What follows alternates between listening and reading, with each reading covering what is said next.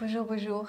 Je me retrouve ici à Lourdes avec la sœur Marie Appia et je suis très très touchée de pouvoir vous rencontrer. C'est gentil. C'est vraiment une un grand honneur en fait. Et d'arriver ici et être accueillie par la sœur supérieure, c'est juste? Oui. Oui, c'est la première fois que vous venez à Lourdes. C'est la première fois, oui. J'ai arrivé hier soir, j'étais déjà allée voir l'église, j'ai senti l'énergie. Et demain, c'est un grand jour, c'est le 15 août. Demain, c'est un grand jour, oui, oui. Et c'est l'ascension de la Mère Marie. L'assomption de la Vierge Marie. C'est le jour où elle a été,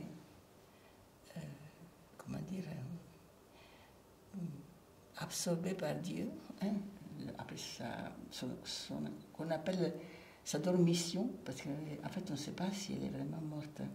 Parce que comme Marie est immaculée, elle n'a pas commis le péché, et normalement, si on n'avait pas commis le péché, on ne serait pas mort. La mort est venue dans le monde suite au péché. Donc, on se serait endormi pour aller dans la béatitude éternelle. Et comme elle n'a pas péché, on aime penser, l'Église ne s'est jamais prononcée, on aime penser qu'elle est une dormition. Mais il y en a qui disent qu'elle est morte, c'est permis, on peut penser qu'elle est morte, parce que Jésus est mort, son fils est mort, est ressuscité, mais lui, il fallait qu'il meure dans sa mission, parce qu'il représente toute l'humanité, donc l'humanité pécheresse a mérité la mort, et il a donc partagé le destin des hommes jusqu'au bout, pour ensuite ressusciter, monter près de son Père, et de ce fait, il a redessiné la destinée humaine. Mais Marie n'a pas péché, est-ce qu'il a permis qu'elle meure?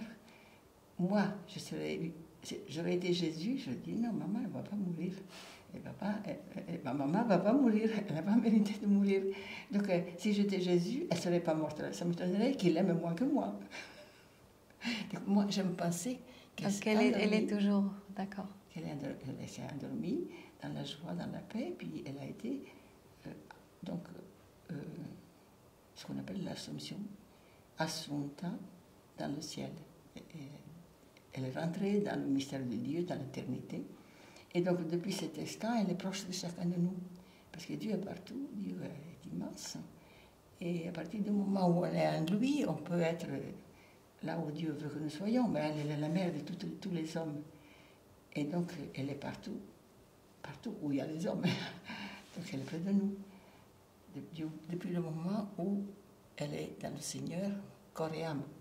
Voilà, c'est la seule qui est corps et âme après Jésus, dans ce mystère de la gloire de Dieu. Autour de moi, Marie est très présente. Beaucoup de gens parlent de Marie. Oui, oui. Et je pense qu'elle est en train de... Je ne sais pas si c'est vrai, mais c'est vrai que comme s'il y a une lumière, une attention particulière dans ces temps, je pense qu'on vit aussi par rapport à Marie. On se tourne vers la mer. On sent que nous sommes vraiment dépassés par ce qui nous arrive. Et donc, comme les enfants, plus ou moins consciemment, on se tourne vers notre mère. Voilà. C'est beau. Et Lourdes, c'est significatif pour Marie, vraiment. Lourdes, elle s'est manifestée ici, il y a 140... C'était en 1858. Elle s'est manifestée, visiblement, une petite... la plus pauvre du village. La toute petite Bernadette, qui avait 14 ans, mais la montrée douce, malade, pauvre, souffreuse, et elle s'est manifestée 18 fois. Alors l'histoire de Lourdes est magnifique, il faudrait la connaître en détail, vous aurez intérêt à la connaître. Et à partir de ces apparitions que nous appelons à la grotte, donc à la grotte de Lourdes, les pèlerins sont venus. Les gens sont venus de plus en plus nombreux. Elle est malade, et puis elle a découvert la source, cette source, l'eau de la grotte, qui était déjà existante, mais cachée sous les décombres, enfin, sous terre. Et Marie lui a dit, allez boire à la fontaine. Et vous y l'avez, mais elle n'a pas vu de fontaine, elle est partie au Gave. Et c'était le seul cours d'eau qu'elle voyait. Elle dit, non, ce n'est pas là, c'est là-bas. Au fond de la grotte, c'était très humide, évidemment. Bon. Elle s'est mise à genoux, elle lui a fait signe de gratter. Elle a gratté un petit trou, une petite cuve. Mais l'eau était très, très sale. Il y avait de l'eau qui venait, mais très sale, boueuse. Donc Bernadette n'avait pas du tout envie de la boire. Hein. Donc elle a jeté son eau, elle prenait dans les mains et puis elle l'a jetée. Parce que c'était pas buvable. Puis à la fin, quand même, elle a bu une gorgée. Et puis, comme elle devait s'y laver, hein, elle se l'a mise au visage. Et les gens pensaient qu'elle devenait folle. On dit, ah, petite Bernadette. Déjà, il y en avait qui disaient, bah, elle est folle, c'est une petite illuminée. Donc ceux qui pensaient ça, ils voyaient, elle devient folle. Hein. Mais elle ne s'occupait pas de ça. Elle faisait ce que disait Marie. Et donc après, ils sont repartis. Donc l'apparition est terminée. Ils sont repartis chez eux. Et dans l'après-midi, ils ont vu une petite source qui coulait toute limpide. Et à partir de là, l'eau de la grotte est là. Il y a beaucoup de guérisons miraculeuses ici. Il y a des guérisons miraculeuses. Il y en a peu reconnues, 70 à peu près, parce que l'église était prudente. Mais il y a énormément de guérisons et de grâces spirituelles et matérielles qui ne sont pas enregistrées au bureau, parce qu'il y a un bureau médical, il y a des médecins, n'importe qui peut faire partie de ce bureau, médecins croyants, athées ou croyants, n'importe, et qui examinent les guérisons qui sont présentées. C'est un examen très sévère, très très sérieux. Donc, ça dure une dizaine d'années avant que ce bureau reconnaisse l'inexplicabilité de la guérison. 10 ans. Souvent 10 ans et plus, parce qu'il faut que ça dure. Une guérison miraculeuse doit durer. Si l'année d'après je suis aussi malade qu'avant, ce n'est pas une guérison miraculeuse, c'est un truc psychologique ou occasionnel. Donc il faut que cette guérison constate qu'elle est durable, qu'elle est inexplicable au niveau médical. Et au bout de tout ce temps-là, quand vraiment ils ont tout vu, selon les moyennes de chaque époque, hein, ils disent, bon, nous, on ne s'explique pas pourquoi cette personne est guérie. Dans les connaissances actuelles, nous ne voyons pas pourquoi cette personne est guérie. Donc après tout ça, l'Église se permet de dire, bon, c'est un miracle, effectivement, c'est une intervention de Dieu. Bon, mais c'est très long. Donc beaucoup n'y vont pas. Beaucoup ne vont pas se déclarer parce que c'est dur pour les malades, pour les guéris, pour les miraculés, parce qu'ils doivent revenir, se laisser examiner, être interrogés, tout ça. Beaucoup ne veulent pas se... Ah oui. Et nous, dans notre fondation, dans la fondation, il y a un miracle. Un miracle qui n'est pas reconnu parce qu'elle n'a pas fait les démarches. C'était tout au début, 20 ans après. Une de nos premières Clarisse de Lourdes a été miraculée. Ah oui. Elle a guéri. Et c'est aussi l'histoire de Clarisse demain, c'est aussi... Nous existons depuis 8 siècles. Nous sommes fondés dans le Moyen-Âge. Et nous sommes répandus dans le monde entier. On a des monastères dans toutes les parties du monde. Et nous avons été fondés ici suite aux apparitions. Bien sûr, il y avait un désir de venir à ce lieu. Et l'église s'est construite par la suite? En fait, non, c'est les bienfaiteurs privés, c'est des gens. Donc les fondatrices viennent de Lyon, à l'époque c'était à Lyon. Et elles ont demandé à l'évêque s'il permettait de fonder ici. Il était bien content. Il y avait déjà le Carmel. Et donc, ce sont des bienfaiteurs qui construisent, qui financent. C'est après l'apparition à cause de l'apparition. Elle est incroyable. Comme on dit, c'est pas une église, c'est un sanctuaire, on dit. Oui, c'est un sanctuaire. Il y a l'église, bien sûr, des églises dans le sanctuaire. Il y a des chapelles, des églises, il y a une basilique, il y a tout ça dans le cercle du sanctuaire, et des monastères. Et il y a beaucoup de gens. Hier soir, je suis arrivée avec la voiture, c'était... Et puis toutes les couleurs, hein, les humains, ils viennent de partout dans le monde. On voit les Indiens, les Chinois, Vous ne les voyez rien. Parce que dans le temps ordinaire, là nous sommes encore en plein Covid, et les gens, l'année dernière, il n'y avait personne. Cette année, il recommence, mais c'est 10 fois ça. Ah, normalement, c'est 10 fois plus. 10 fois plus, oui. Ah oui. 30 000, 2 000, 3 000, oui. Ah oui, vraiment. Oui. Et quel est votre rôle ici? Ah, bonne question. Moi, j'aimerais répondre en disant, nous sommes des inutiles. Mais en fait, c'est pas la réponse. Vous gardez l'énergie, j'imagine. Vous êtes justement les mères accueillantes qui gardent cette énergie de féminin aussi. En fait, nous sommes là pour la prière, donc pour la louange de Dieu, pour la prière, pour l'intercession. Alors, c'est difficile à comprendre quand on n'a pas une vue un petit peu au-dessus de la matière, évidemment. Dans la foi, notre foi, l'Église est un corps. Saint Paul le dit, le corps du Christ. Nous sommes les membres du corps. C'est-à-dire qu'à la fin, nous serons tous ensemble, un grand corps, pas un corps matériel, mais un corps. Et dans ce corps, il y a toutes les fonctions, chacun appelé à une certaine fonction, ministère, service. Il y a les yeux, il y a la bouche, il y a les mains, il y a le corps, les pieds, c'est-à-dire les missionnaires, les prédicateurs, ceux qui guident les pèlerins. Vous voyez, tout ça, ça fait partie de l'Église. Et dans ce corps, comme disait la petite Thérèse, il y a un cœur. Voilà, c'est notre place. Nous, on est à la pulsation. Magnifique. Et vous êtes 15 sœurs ici? Nous sommes 15. Depuis longtemps, parce que vous avez dit que ça fait 61 ans que vous êtes ici. Moi, je sais 61. Quand je suis arrivée, nous étions 30. Plus de 30 même. Mais bon, les vocations sont assez rares aujourd'hui parce que, bon, on n'est plus à l'écoute. On n'est plus à l'écoute du surnaturel.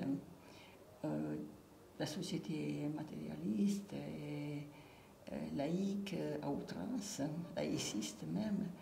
Donc, athée, on fait une société sans Dieu. Donc, les enfants grandissent dans ce milieu et ne sont pas nécessairement tournés vers le... Il y a quand même des vocations, c'est-à-dire que le Seigneur s'arrange pour que dans ce désert spirituel, tout d'un coup, ils ont des illuminations et des jeunes découvrent la foi, découvrent le Seigneur, découvrent Jésus, Marie, sans trop savoir d'où ça revient. Ou des rencontres comme celle d'aujourd'hui, par exemple. Dans les pèlerinages, il y a des jeunes qui ne sont pas précisément motivés par la foi, ils viennent parce que c'est un groupe, parce que leurs copains, ils y sont, et puis ici, ils découvrent autre chose. Donc il y a des appels, mais en fait, c'est difficile pour la jeunesse aujourd'hui. Donc nous avons moins de vocations. Il y a des monastères, malheureusement, qui ferment un peu partout, en France surtout, en Europe. Il y en a qui naissent dans les églises du tiers-monde, du monde émergent, des monastères qui s'ouvrent et qui sont en pleine floraison, pour ainsi dire. En Europe, nous vieillissons gentiment. Donc il y a moins de vocations, nous sommes à peu près la moitié, mais on s'est maintenu depuis 30 ans, on est à peu près une quinzaine. Et quel est dans ce temps actuel justement le rôle de la foi? Cette foi, moi j'ai l'impression c'est la foi qui nous sauvera vraiment, hein, la foi en Jésus, en Dieu. Oui, mais voyez, Dieu en créant l'humanité a voulu lui partager son bonheur et sa félicité, sa gloire. L'homme s'est détaché, c'est le péché originel, et depuis c'est devenu un drame. C'était prévu. C'est devenu un drame, vous dites? Oui, parce qu'au départ, Dieu n'avait pas prévu la souffrance, ni la mort. Prévu, c'est difficile, on parle comme ça, comme d'un homme. Hein. Mais enfin, on a des humains, on n'a pas un langage assez bon, je sais pas, subtil. adapté à ces réalités. Donc, c'est difficile à dire, mais pour ainsi dire, le dessein de Dieu était le bonheur de l'homme. Donc une vie sur terre qui aurait préparé le bonheur éternel par l'amitié avec le Seigneur, le Créateur. Et puis l'homme s'est détaché, n'a plus voulu du Créateur, et il est devenu la proie de l'ennemi de Dieu, qui était à l'origine un ange, enfin, une des créatures faite par Dieu la plus belle, Lucifer, qui a péché d'orgueil, qui a voulu être Dieu à la place de Dieu, il s'est mis en opposition et il a entraîné l'humanité dans sa révolte. Et depuis, nous avons une tendance à douter de Dieu, à ne pas croire qu'il est si bon que ça, qu'il veut notre bien. Donc on est toujours tenté par la désobéissance, par le doute, et tout ça nous éloigne de Dieu. Donc la vie est devenue sans Dieu, et l'homme sans Dieu se perd. Il devient l'ennemi de son frère. L'homme sans Dieu se perd. Se perd. L'homme sans Dieu devient l'ennemi de son frère. Devient là l'ennemi de son frère. L'ennemi de son frère, waouh. Et le second péché a été le meurtre de Caïn envers son frère Abel. Il a tué son frère par jalousie. Ouais. Vous voyez ça. Et on est encore un tout petit peu dans cette ère-là. Tout à fait, dans cette ère-là, même de pire en pire, dans ce sens. Mais l'invitation, c'est de sortir maintenant, non, de ça. Voilà. Une fois pour toutes. Dieu ne nous abandonne pas. Il est là pour nous sauver, mais il faut que nous le voyions bien. Il faut que nous acceptions le salut. Le salut, c'est Jésus. Il faut accepter son message. Lui, il nous révèle le Père. Il nous dit notre vérité. Et voilà ce que Dieu a voulu pour vous et ce que vous pouvez obtenir en suivant ce qu'il vous dit de faire, en suivant mon exemple et en faisant partie de mon corps qui est aussi vaste que le monde, que l'humanité et que l'univers entier. Donc il nous reste à tendre la main pour cueillir ce fruit qui nous est offert. Mais ce geste, nous sommes tentés de ne pas le faire. Oui. Moi, j'ai compris d'accueillir vraiment Jésus. Pour moi, c'était comme avant, à un moment donné, je posais un peu la question autour de moi, mais qui est Jésus? Qui est Jésus? Quand j'avais vraiment l'appel de Jésus.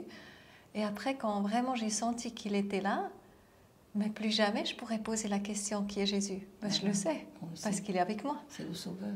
C'est vraiment ça. Et je pense pour moi, l'humanité aujourd'hui, c'est vraiment un grand besoin qu'on se rappelle effectivement de cette connexion avec lui, que lui, ce que vous disiez avant, on ferait les mêmes œuvres que lui, et même plus grand, c'est lui qui l'a dit. Donc vraiment, on peut vraiment se faire confiance et entrer dans notre, quelque part dans notre vérité, vraiment, dans notre vérité. Dans vérité, j'adore, ouais, c'est ça. C'est ça. Et plus se soumettre à des lois extérieures aussi.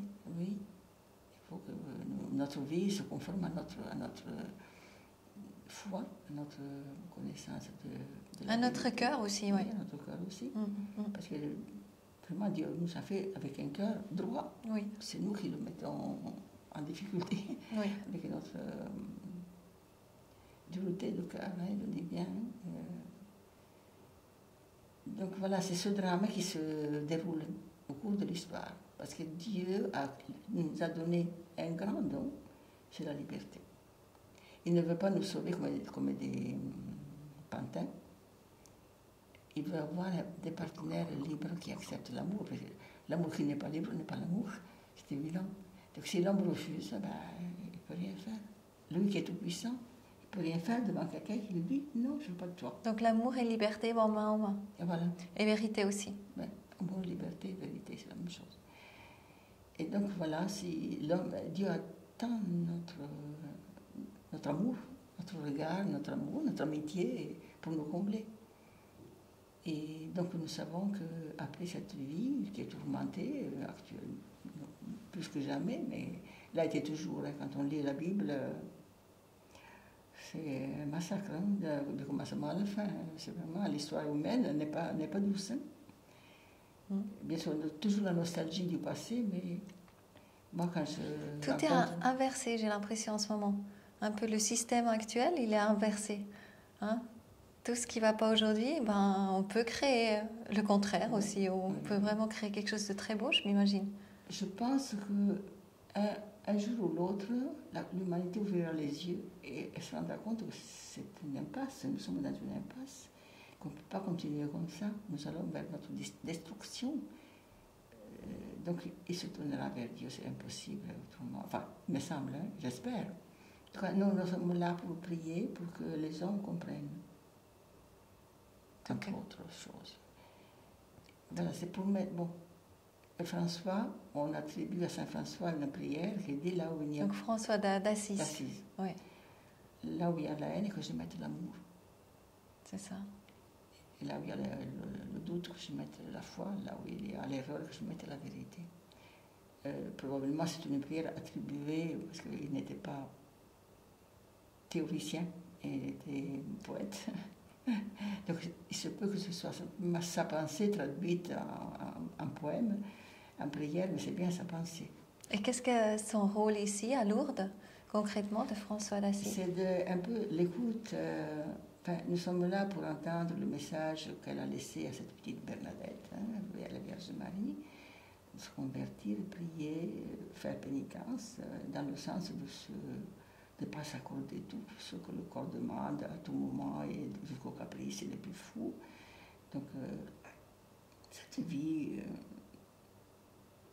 qui est sobre, qui est pas... Évidemment, nos pénitences sont très relatives, mais la vie telle qu'elle est déjà pas mal, une bonne pénitence. Telle que vous avez vu quand vous êtes arrivé, de la bousculade en ce moment, c'est pas très agréable à vivre, mais ça c'est rien. Hein. Puis il y a les maladies, il y a les problèmes communautaires, il y a les... Oui, parce que vous habitez vraiment en communauté ici. Ah ben oui. Et c'est pas tous les jours facile non plus. Du tout. Mais vous allez vous réconcilier tout le temps.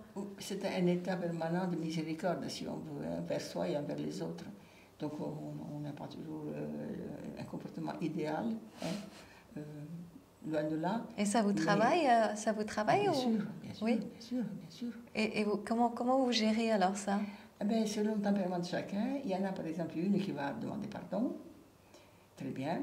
Et il y en a d'autres qui, au lieu de demander pardon, vont se mettre à côté de toi si tu as besoin, vont te rendre un service, vont te parler alors que tu fais la tête. Et donc, c'est comme si demander pardon, c'est une manière de demander pardon.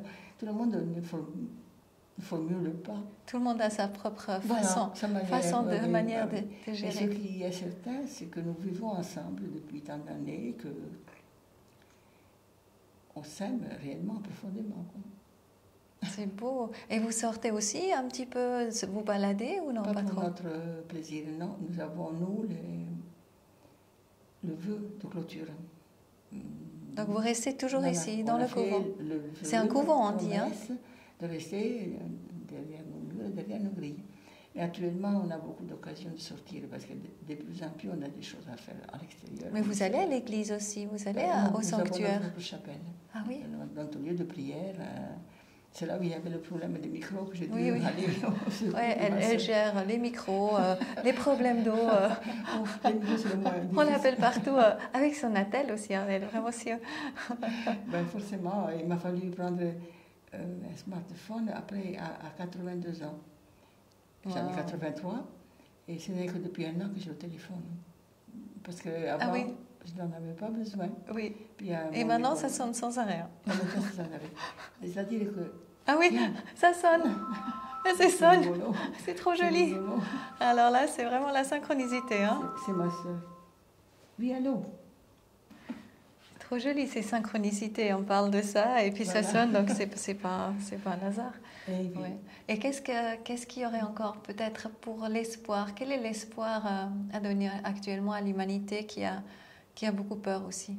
Oui, elle a peur. C'est difficile pour nous, c'est la prière, évidemment. Nous savons que Dieu est plus grand. Et de savoir le moment qu'on prie, qu'on se connecte vraiment, les sentiments qu'on a, ça va être entendu. Moi, j'ai toujours l'impression qu'il y a les anges qui portent les prières aussi. Donc, en fait, on devient multiple quand on prie, on n'est pas seul. Donc, quand on se dirige vraiment à notre Père, il y a quelque chose qui se passe et qui est important. Vous voyez, c'est comme s'il y avait une expression très banale, un compte en banque. on contribue à... Quand on prie, on alimente ce trésor de richesse qui retombe sur l'humanité. Et nous sommes pas seulement personnellement en communication avec le Seigneur, mais aussi collectivement. Des vases communicants, vous voyez, des vases communicants dans la chimie, c'est un peu ça. Quand je prie, je contribue à augmenter cette plénitude des vases qui se communiquent les uns aux autres. Alors, il y a des personnes qui vont recevoir telle grâce, mais ne sauront jamais d'où elle vient. C'est parce que à ce moment-là, cette plénitude qui est dans les vases communicants, elle s'est déversée sur lui, sur elle. Et donc, on ne sait pas où notre prière va porter son fruit, Oui, mais nous savons qu'elle porte du fruit. c'est ça. Et c'est un peu aussi sur des balances, le mal et le bien. Bon, pas seulement la Et prière. tous nos prières, on est d'accord, tous nos prières, si je prie, si on prie, tous nos prières portent leurs fruits. Et c'est important. Oui. Donc, vous voyez, parfois je donne l'image. Ça existe d'abord dans l'invisible et après ça vient dans le visible. Dans l'invisible, oui, surtout dans l'invisible. Par exemple, vous voyez, quand on est à la messe, il y a un instant, vers la fin de la messe, avant la communion, où le prêtre dit par lui, avec lui, il tient dans ses mains l'hostie et le vin, et il dit par lui, avec lui et en lui, à toi, Père Tout-Puissant, tout honneur et toute gloire. Ce geste est comme, je voudrais vous, imaginez-vous un entonnoir, c'est très banal, hein, un entonnoir, et toute prière se résume dans ce geste. Ce geste recueille toute la prière du monde, même celle qui était maladroite, tout ce qui a d'élévation dans le monde vers Dieu est comme assumé par ce geste sacerdotal qui s'élève vers Dieu. Donc nos prières, nos pauvres petites prières, elles sont toutes prises dans ce geste d'offrande et elles montent vers Dieu pour tomber en grâce. Il y a un prophète une fois qui m'a dit: un être sur les genoux par terre est plus puissant qu'une armée sur les chevaux en guerre. Oui. Et ça, vraiment, je crois ça. Mon père spirituel me disait 3 clarisses à genoux devant le Saint-Sacrement sont plus puissantes qu'une armée. C'est vrai, parce qu'on ne sait pas l'action, la force de la prière. C'est ça. C'est ça. On le saura quand nous serons dans la gloire, comme la Vierge Marie demain.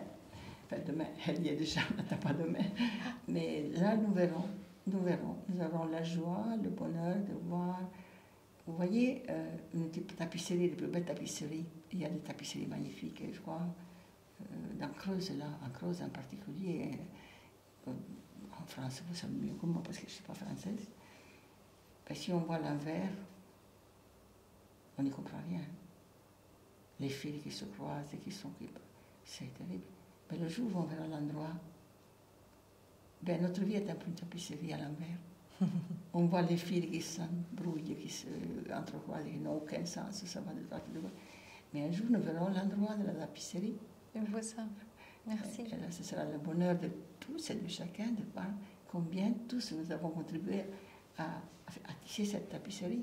Ah oui, j'aime beaucoup. Oui. Merci beaucoup, Maria Pia. Merci mille fois pour ce moment. Merci.